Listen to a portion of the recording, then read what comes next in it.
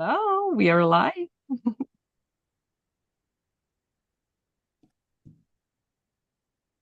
Okay. So, are we? Yeah, are we live now? Yes, as I can see. Yes. Okay. So, are we ready to start? Okay. Yes. So hello everyone. Welcome to AAC in the Cloud, sponsored by Forbes AAC, Cough Drop AAC, and Open AAC. We're excited to have Ewa here today to talk about childhood apraxia of speech. So, um, I'm Ewa Grzelak, and I'm from Poland, and I'm going to be presenting about childhood apraxia of speech and AAC usage in this We're group. excited to have Okay. Ewa And here today to talk about childhood apraxia. I can, sorry, but I can hear some voice. Yeah, can you? I'm Ewa Grzelak, and I'm from Poland, and I'm going to be presenting about childhood apraxia. I can hear us. So can we use some settings? We're excited to have Okay. Ewa And here today to talk about childhood. I think it's on your Sorry, but I can hear some voice. Yeah, can you? I'm Ewa Grzelak, and I'm from Poland, and I'm going to be presenting about childhood apraxia. I can hear us. So can we use some settings? Yes, I'm trying to make some adjustments. Okay. Just waiting. And the therapist and children face. Diagnosis can be made only by SLPs, so there are no medical examinations that you can take to see it. And the SLP has to have knowledge about it. What is important? The SLP has to be knowledgeable about childhood apraxia of speech. And what is difficult, it's very often it's not included the knowledge about childhood apraxia of speech, how to perform diagnosis. It's not included in syllabuses in many universities. What is also difficult to make a diagnosis is that the child needs to participate and have enough sounds to combine them into new utterances to be checked. Because if the child doesn't say a word, doesn't say any sound, it couldn't be diagnosed. The childhood apraxia of speech couldn't be diagnosed. It could be only that we suspect childhood apraxia of speech. And as I said, it's not that common knowledge in many countries. In many countries, it's not presented in literature. And but what we know and what we have are the research and methods of working with children, which are evidence-based practice. And it could be childhood apraxia of speech could be overlooked when we have co-occurring issues. When we, for example, have a child with Down syndrome, autism spectrum disorder, it could be overlooked and put it in this one label. And also developmental language disorder could also co-occur with childhood apraxia of speech. So we can have mixed diagnoses. So it's very difficult to overlook. It's very easy to overlook it and difficult to diagnose multiple issues that our students might have.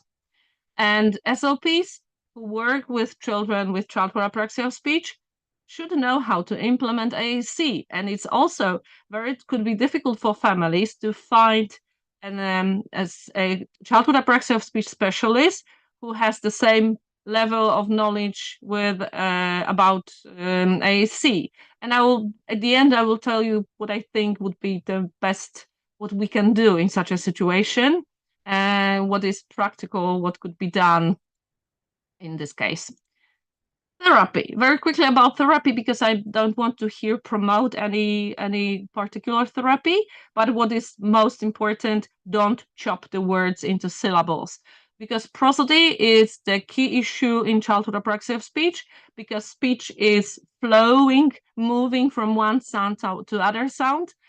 So if we chop the words, if we put them into syllables, we promote what is the most difficult for children is the prosody. So problems with prosody, we just enforce them. It's a speech disorder. It's very important that it's speech disorder, not language disorder. And if we use language-based therapies, they wouldn't work. So you will be working something that your children already have and already know. So it's very often the case that we put children in therapy, they have some speech delay, and we start language-based therapy, and they don't progress, for example, because they just don't have this issue. So they don't have to work on language if they have childhood apraxia of speech only. We should implement motor learning based therapy, and I recommend that you read about it in depth because I don't have your time and possibilities to explain it. But one of the issues that you have when you use motor-based learning therapy, you would be working on sounds, on words, on syllables, with lots of repetitions. So as to put the plan of the movement and into a neurological system. So you have to repeat lots of times, sometimes hundreds. I would even count. There are lots of effort put on the side of the child, on the side of the family, and also on the therapist. It can take quite a long time before our student learns a motor plan for sounds. And we need cueing strategies. So you have to learn some cueing strategies. They are essential. Here are some recommended therapies that you can read about in literature. So DTTC, Dynamic Temporal Tactile Cueing, Nuffield Dyspraxia Program, Prompt, Earn, Rest. So these are the most popular and they have the most research available. And there are also other, that's just give you the hint if you want to read about it more. As I mentioned, progress is slow at the beginning, especially at the beginning. And we have frustrated child who wants to say, because I showed you this, because they want to say a lot, but they can't say because they have problems with planning and programming the movements. So there are bound to be communication breakdowns. There are bound to be problems with intelligibility. There are bound to be problems with behavior and with the general well-being of a child. So we need to implement AAC as soon as possible, because we need to promote the other A of AAC. So we have to use this in this case as an augmentative communication.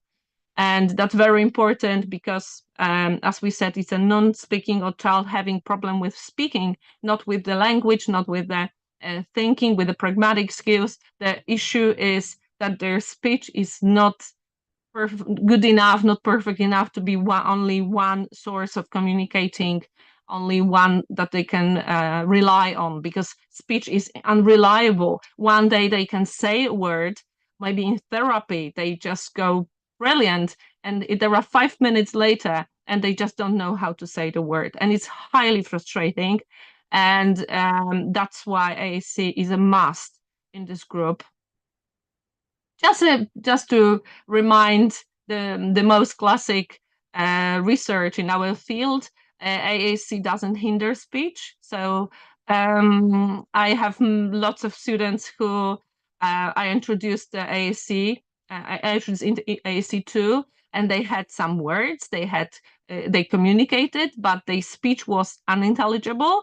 And parents maybe they had some hesitated a bit, but they trusted the process, and we introduced the AAC, and after a year or two or three, maybe it's not no longer they no longer need AAC systems.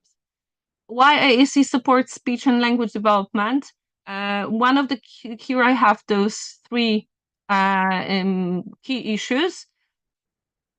First, lowering the stress level. I think it's one of the most important things, and we have to talk about it all the time everywhere we go. And I kind of have a mission because I could see the frustration of my son and what happened when he learned to communicate, because his speech is imperfect.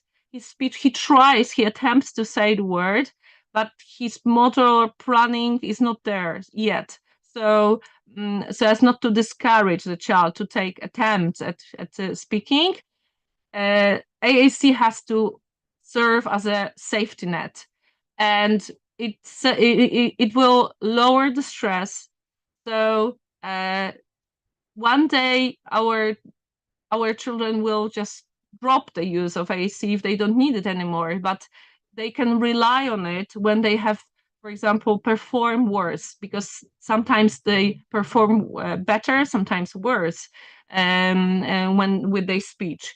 So it lowers frustration, helps the speech, and we have new resources. When the stress level goes down, we have new resources that we can put more energy into speech therapy, because the speech therapy will take a lot of time. And as if we have co-occurring issues with language, of course, there is huge amount of resources and information about how AAC can help develop language. So I'm just leaving here information that it will also help if you have co-occurring issues, because childhood apraxia of speech in itself is not a language-based problem, but it can also have other problems. Interaction with peers. We can't forget that children we have in speech therapy are people who have family, who have friends, who go to different places, and using AAC enables inclusion and has positive impact on communication exchanges with peers and social interaction. So it is very important to take it into account, the whole student. And positive impact of speech generating devices.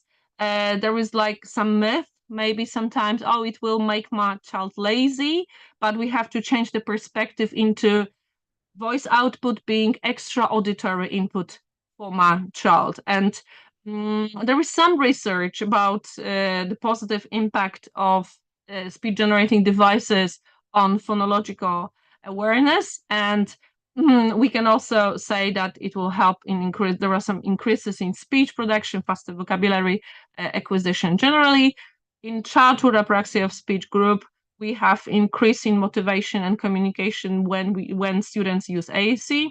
They produce longer utterances and used AAC for communication breakdowns.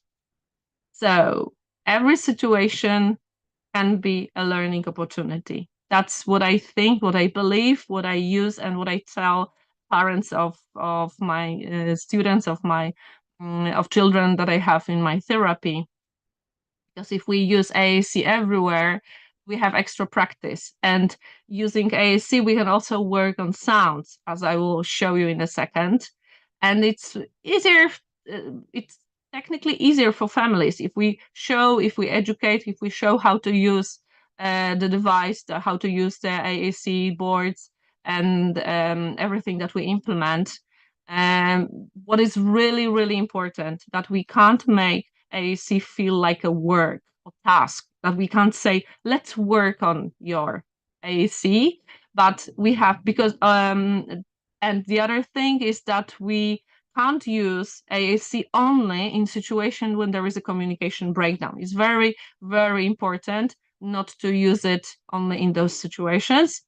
And very quickly, just running through, because I think you already know it, but just to remind you, see my AAC. Take your device, take your board, everything, everywhere you go, because communication is communicating with everyone, everywhere, about everything.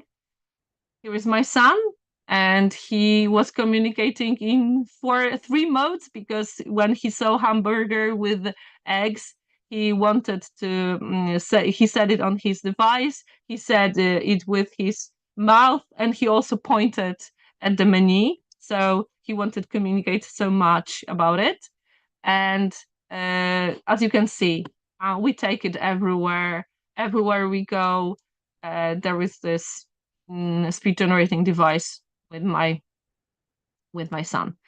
And aided language simulation, just again, as to remind you that it's recommended strategy, is recommended approach, is evidence-based practice.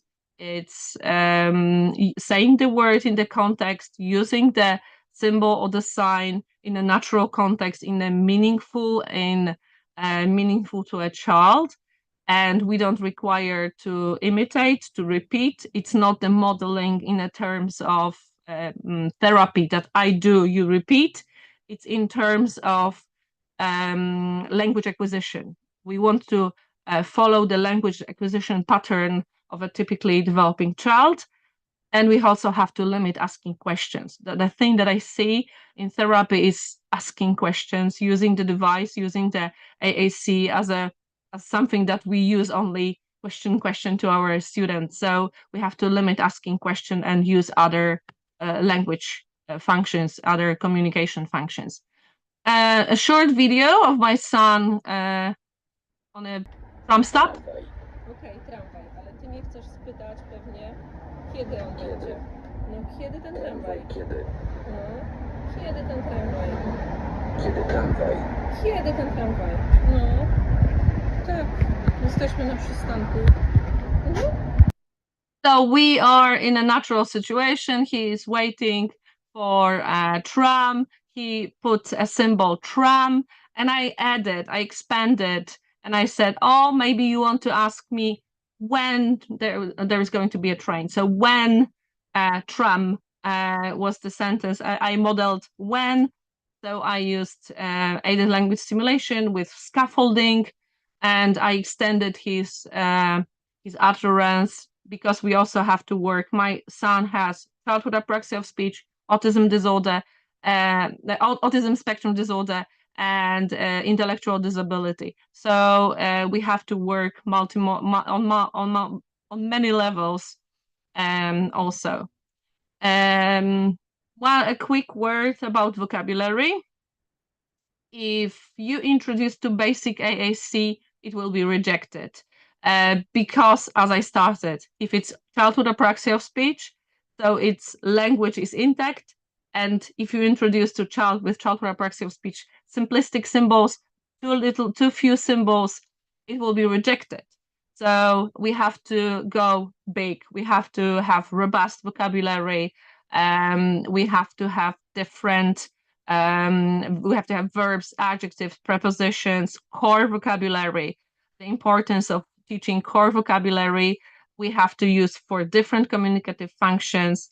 And we also have to include vocabulary connected with hobbies, interests, some quick social phrases, some fancy fad words, phrases, which are popular at that time, because we want to create a positive vibe towards the child's speech generating device, because they are going to use it and need it a lot in their life for communication breakdowns.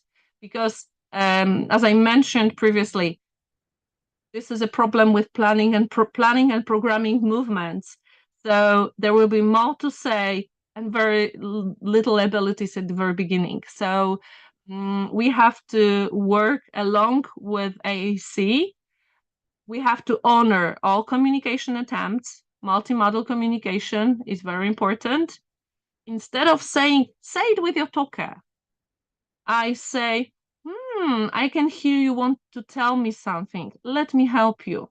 So I don't use this device as do say that and do that, but we have to use it for other purposes. We have to make fun. We have to have we have to use our AAC to fun stuff, because when there is a communication breakdown, I want my student to like this device, like this board, not to see it as a task, something boring. So when I work on my speech aims, targets, when I have speech targets with my students, I work also with their AAC, and it looks like that I click on a symbol, we say the word or a part of a word. You can even say a vowel from the word or syllable, but we accompany a symbol with a spoken phrase, word, or syllable, because we show that it's the same. And even if our students don't need the language help in the language system, we show them that it's both are important.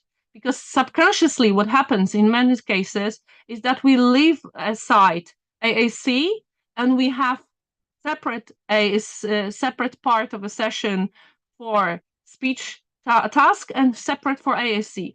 And when I started putting it together, and I'm going to show a quick video to you, what I do, everything went faster. So it was like a magic that it became more attractive for my students. Here we have, and I will tell you later what happened here.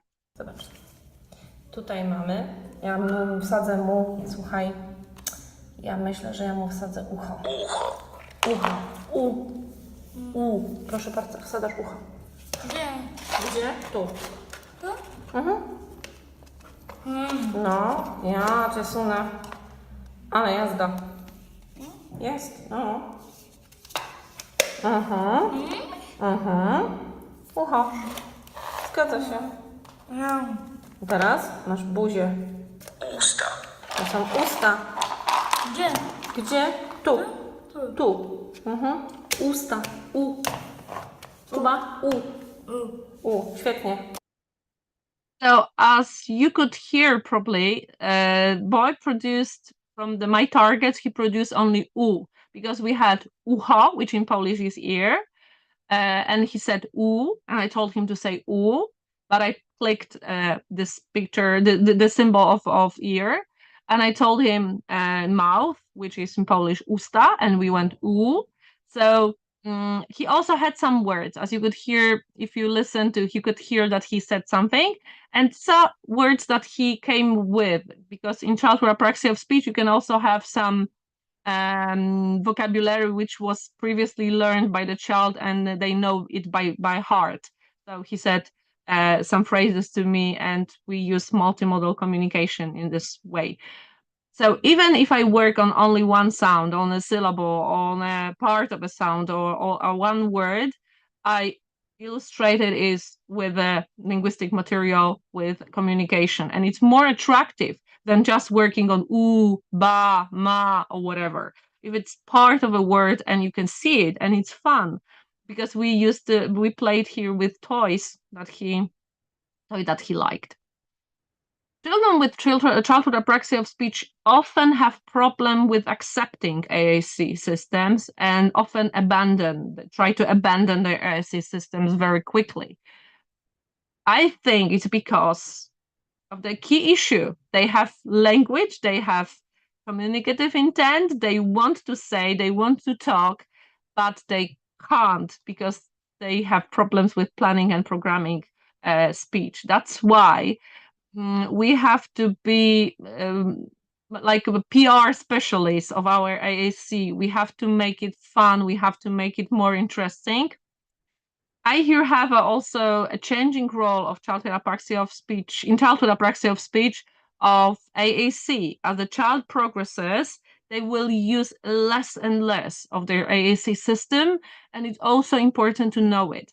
That's a natural process where at first they use primarily AAC because they are unintelligible. They are only understood by the closest family, and that's why it's very important to introduce AAC. And as they progress, create longer utterances, they will just use some words from their device and some phrases they will talk. So they will just incorporate occasionally, and it's also important to remember about it, not to force click every word that they say on a device and other way around. So we don't force them to say what they can't. So multimodal communication is very, very important here. And then you have to see that it becomes a tool for communication breakdowns. Only in situations, those stressful situations when the child gets stuck with a word. So we can see here that it's going to be dropped. It's going to be used less and less, and we have to know that it will happen. So I need to remember that AAC system has to be fun for a child, because if I use it only when there is a communication breakdown, it becomes associated with failure. So we have our AAC system and we use it only, imagine we use it only when something goes wrong.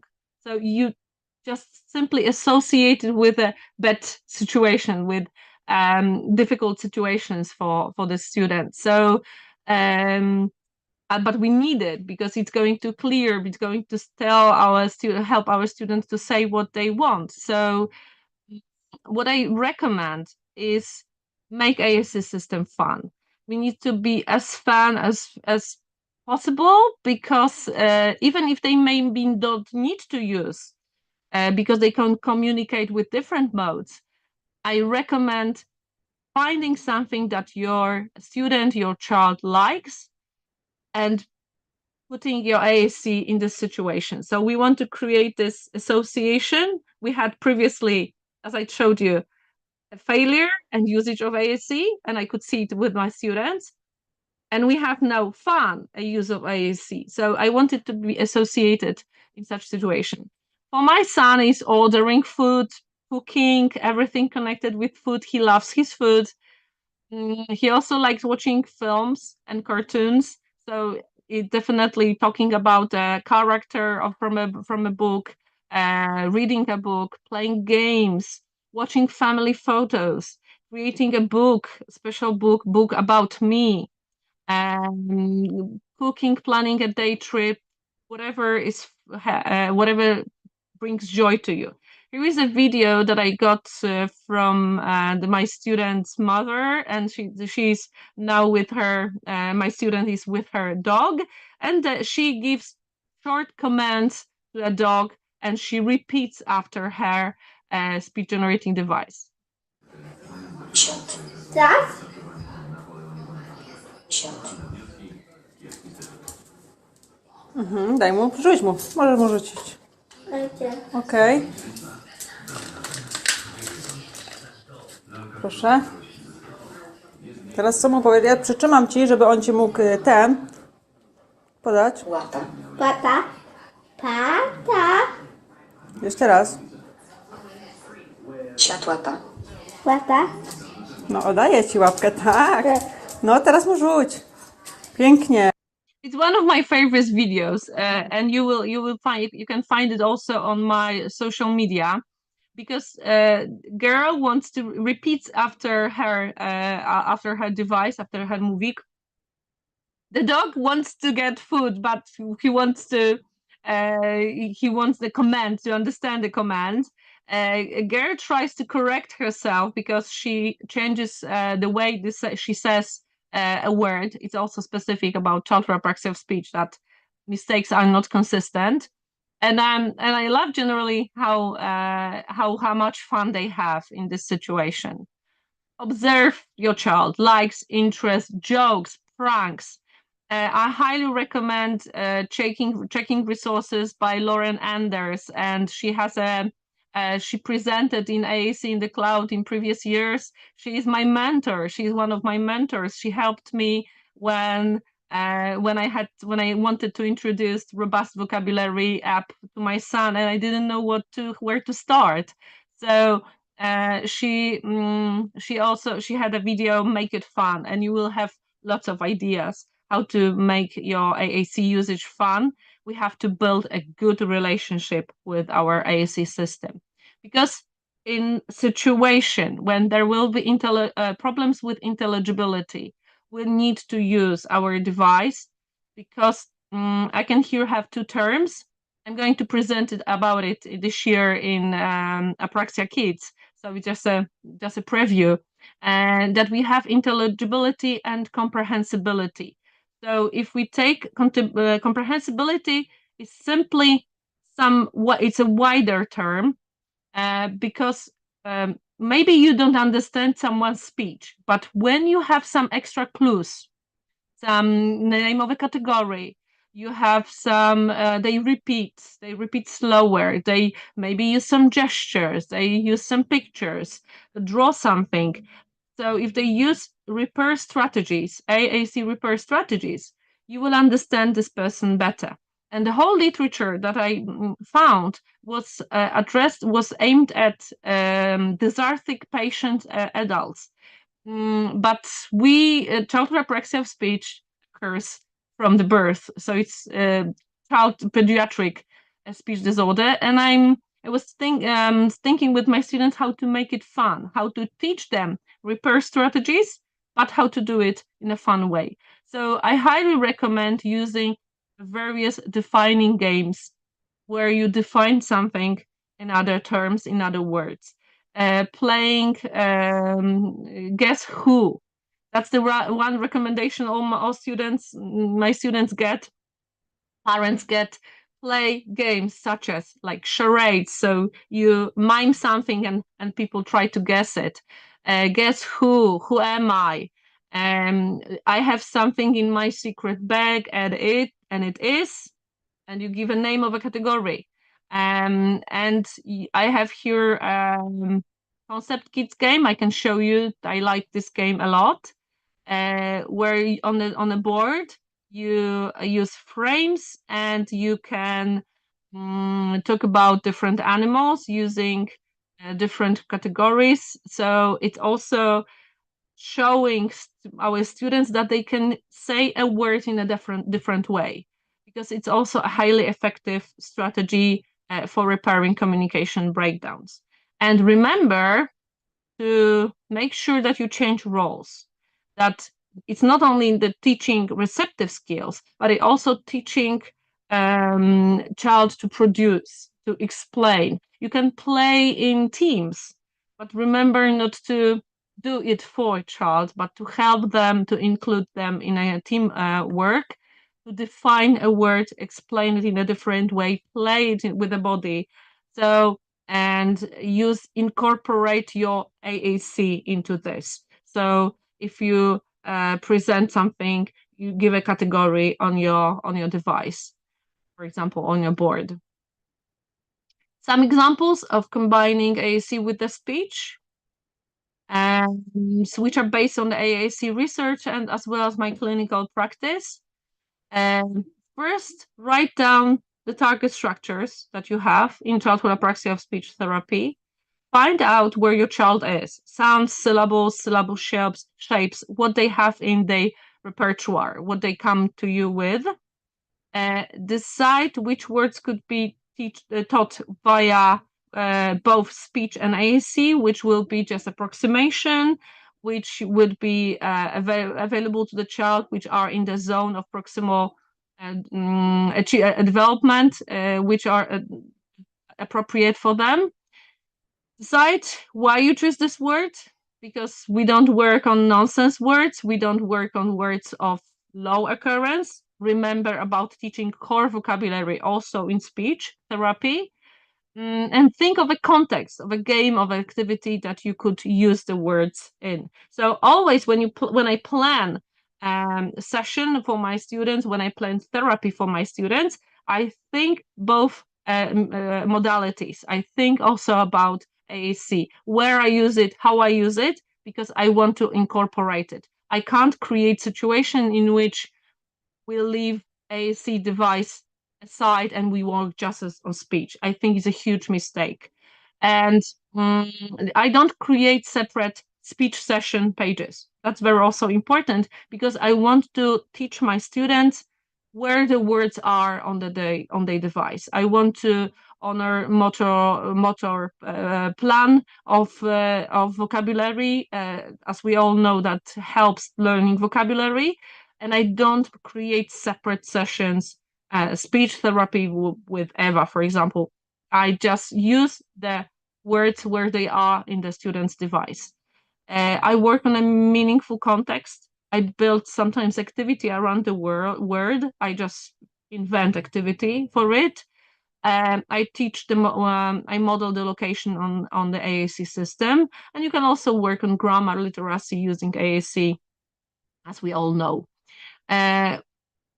Technically, how it works, and once I choose my speech targets, I check the location if I know where they are. So it's very important. If necessary, I put them in a device in the categories that they belong to. So I just don't remind you, don't put it in one session page or on a main page. We put them where they belong. Remember to bring in your AAC to your speech classes. See my AAC. It's important here. I model a target word alone or in a sentence on AAC. We say the word, work on speech. I don't require child to click on the symbol. And I teach in this way to motor plans, location on a device and a speech. And this symbol becomes kind of safety net for my student, because in childhood apraxia speech therapy, if you work on a word and you have a word, you have it just this moment, because next in 5 minutes it might be gone, and it will be highly frustrating for a child to work on a word and come to a shop and not be able to say what they want. So it's very, very important to show the location. Sometimes, as I said previously, I work on a partial production. If it's important, very important for my student, like for example, balloon, he loves balloons, or he or she loves balloons, I would just go ba, and I click the symbol balloon, and we go ba. So we model ba, whatever you are cueing. I model the word on the AAC. I say the whole word. I say the whole word. I ask to imitate just this bit that they can, and I repeat again the same word, and I click on the symbol. So we work simultaneously on language, on meaningful utterances. We show that AAC is a part of our life.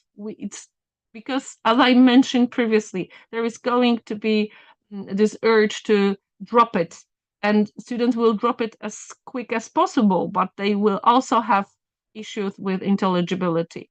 So the video that you saw previously of me playing with a potato head, so that was this way, that I said the word, we clicked the symbol, and we said, and he said only one syllable, only one sound from this word.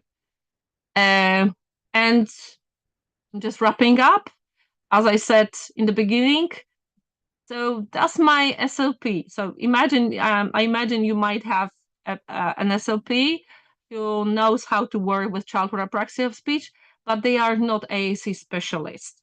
So what to do? Because in a perfect world, it will be the best combination. Working with AAC specialists, sorry, because my timer went. The ideal situation is that we find such a specialist, but in the realistic model is that we meet with AAC therapy specialists while choosing speech generating device, adapting vocabulary, setting the vocabulary in the right order, training the family, choosing core vocabulary, and maybe some consultations, maybe watching videos from teaching using aided language stimulation. And SLP, the one who works with a child on a regular basis, learns how to model, how to use aided language stimulation, learns the location of the vocabulary, and learns the system that the child has prepared by someone else. You can find lots of free resources. As I mentioned here, AAC in the cloud. and I'm really honored to be presenting because I used to learn from you. I still learn a lot from you, and it has like double importance to me to present here. And you have lots of information that you can find on if you just click core vocabulary or aided language simulation. Those information, you will find information how to use AAC system that is your student has. My references and how to contact me. Here is my Instagram, my website, my email, and I'm waiting for your questions. So before we go to that, there was a Zoom had a streaming glitch in the beginning, so we kind of lost the first 5 to 10 minutes. Could you, I think the challenges slide was when it started. Could you summarize the first couple slides that you had again real quick? Okay, so the challenges slide was, you said, let me, dun, dun, dun, dun, dun, challenges, okay? That was the first one that started streaming. Okay. Oh, so you didn't have all that. The about me stuff we missed out on, yeah. Oh, okay. So quickly, just my disclosures. As I mentioned previously, that for me it's repeating, but you haven't heard me. I'm a self-employed SLP, and I work. I have my own private practice. I work with my students. I teach with universities, with private courses, and I work for Polish app developer Movik, and I'm also author of books of materials for SLPs. And I'm from Poland. I used to work as an English language teacher, and I became AAC therapist. And I have my own private practice. As I said, I'm a co-author of book on AAC, and I make materials for SLPs both on childhood apraxia of speech and AAC. And I'm mother of two. And the journey about why I got interested into childhood apraxia of speech is because of my son. My son has diagnosis of childhood apraxia of speech and autism disorder, or autism spectrum disorder. And I was lucky in my life to meet people who introduced AAC very early, because my son made little progress, and they were just passionate about AAC, and I got interested into this topic a lot. And I taught my son how to communicate, but he had huge issues with learning how to speak. So it turned out that it must be something more than just autism, more than just the problems with communication. It was his issues with motor planning and programming speech. So I started learning reading. As I said, I know I used to work as an English teacher, so it's easier for me to read and get information. I contacted at that time Kasana. Now they are Apraxia Kids, the biggest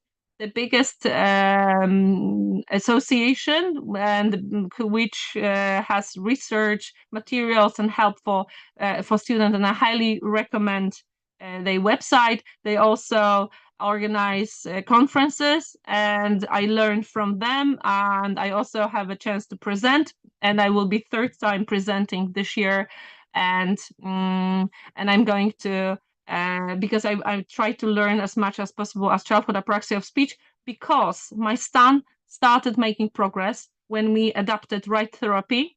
We used robust AAC and motor-based learning and motor-based speech therapy. And why I'm telling you this information, because in Polish literature there is no such a thing as childhood apraxia of speech, and there are no ways how to help children. So that's why I teach, I educate, I highlighted this issue of teaching SLPs who come to private classes, and they learn about childhood apraxia of speech. And in many countries, I think also childhood apraxia of speech is not known, or maybe it's put into different categories. Maybe it's overlooked in therapy. And quickly, what childhood apraxia of speech is, it's a neurological speech pediatric sound disorder. It means that it's present from the birth, and it's speech disorder, not language disorder. So it means that there are problems with speech, but they are in the planning and programming of the movements. That's why we have neurological word here. It means that the problems start here, but it doesn't mean that they have to be some deficits, problems, or issues with neurological structures, because there is absence of neuromuscular deficits in the output, in the mouth, language, mouth, tongue, throat. Its issues are with the planning and programming of the speech. So the key issue is that the child wants to say something, but they can't plan the movement. They can say the words separate, but they can't plan them. They can put them together. So very often we have errors in speech production and prosody. Childhood apraxia of speech, and we have here more parents-friendly definition. It's a problem, just difficulty with speaking, but knowing what to say. Language is usually, if there are no co-occurring issues, language is not the issue. The problem with planning and programming movements of speech and carrying out those movements, because they are complex movements. And the thing that I always show, and many times I show this chart, I think it illustrates the issue, the problems students have. Its problems are not cognitive, not with a communicative intent, not linguistic, not vocabulary, not language, not grammar. Problems are planning and programming movements of speech, and there are not problems with execution. So muscles and everything, the exercises on muscles, tongue will not result. Exercises working on linguistic systems will not linguistic system will not help. We need motor-based therapy. We need therapy which is aimed at the problems of the students. So they know what they want to say. They want to say it. They have the meaning. They have the concept, but they have problems with planning and programming movements of their articulators, which are fine. They are not, if there are no co-occurring issues. We don't know one reason why students have childhood apraxia of speech. There are many of them. We can have idiopathic childhood apraxia of speech. We can have childhood apraxia of speech which is co-occurring with other problems. And the idiopathic, the rate is quite rare, but it's not so rare that you wouldn't see it in your school, for example, because it's 2 to 3 children in 1,000. So it means if you work in a big school, you probably will see 2 children with childhood apraxia of speech and not any other co-occurring issue. If you work in a special education environment, you are more likely to see child with childhood apraxia of speech, because numbers go higher if we have co-occurring issues. And I wouldn't go too much into detail about co-occurring problems. I think you can try to find in many resources about co-occurring problems, like, for example, language problems, other diagnoses, like, for example, Down syndrome has high co-occurrence of childhood apraxia of speech. And the thing that I probably we got here, there are many challenges, because, and stop me when you heard it, okay? I think this is where we started again, is what I was told. So I came here for a full cycle. For me, it's coming for full cycle here, because it's a thing with childhood apraxia of speech that it is probably behind your eyes. We can see it, but probably you don't, maybe in many cases you don't know how to work with it. So and implementing AAC is essential in childhood apraxia of speech. So we did have a question that has anyone had success with kids with childhood apraxia of speech in systems like Project Relate or Voice It? Are you familiar with either of those? I'm not familiar with the system. I'll probably have to see it written, but I think if you say voice, so it means ITT. dysarthria. Can you repeat? Voice ITT. Voice ITT. I don't know it, but I think it relates to this issue. If it's voice, so it's more dysarthria related. And Well, it's a system. Mhm. So I'm not familiar with it. Okay. Okay. So I would just Google it, and I learned something, to learn and see. So, And but then I we think can you go. say voice, so it means there is a voice issue. Yeah? We can go for another minute. There's one other question here. When assessing for AAC systems to introduce, are there any specific features you want for childhood apraxia of speech students? I'm thinking in referencing in feature matching. I think you should go big, because what I said in one of the slides I had, we need robust vocabulary, because if it's childhood apraxia of speech, it means that the linguistic system is there, and we need core vocabulary. We need to teach core vocabulary to express some ideas that you don't have on your device, and we need lots of different words like verbs, like pronouns, and we have to teach. We have to go big, like in a robust vocabulary systems. So no simplistic, but rather those.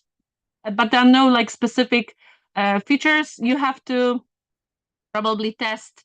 But if there is only childhood apraxia of speech, so it means that the linguistic system is there. And I saw it with many of my students that they, once they learned how to plan their movement, they started saying the whole sentences with a proper inflection, because Polish is the language when you have those endings and stuff. So they didn't need any linguistic training because the language was there, but they just couldn't say. The only thing that my student could say was CV, so consonant and vowel, so how he could express the whole language that he had in his mind. So I recommend robust vocabulary systems. Okay. Well, I don't see any other questions in there, and unfortunately, with the difficulties we had, we're at our time here. So I appreciate you bearing with us, and thank you for presenting today. Thank you very much for having me. Like to you, many good conversations.